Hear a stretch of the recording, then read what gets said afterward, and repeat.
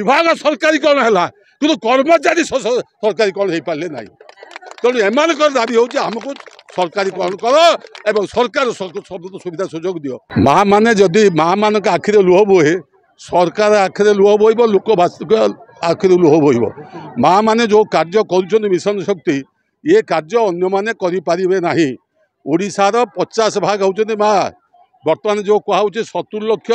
SHG group नुहे आज 70 लाख बढ़ीगला माँ मान को केवल आर्थिक सशक्तिकरण करेंगे सामाजिक सशक्तिकरण करेंगे समस्त क्षेत्र में आत्मनिर्भरशील करेंगे ये दायित्व होचे बर्तमान मिशन शक्ति से सरकार गोटे मिशन शक्ति विभाग कले विभाग सरकारीकरण है कि कर्मचारी सरकारीकरण हो पारे ना तेणु एम दाबी हूँ आमको सरकारीकरण कर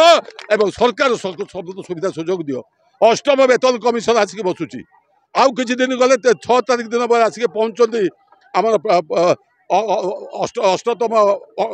फाइनान्स कमिशन ये सब आसुँच अर्थ जोगियापाई आमर दाबी हूँ यही जो कमिशन आस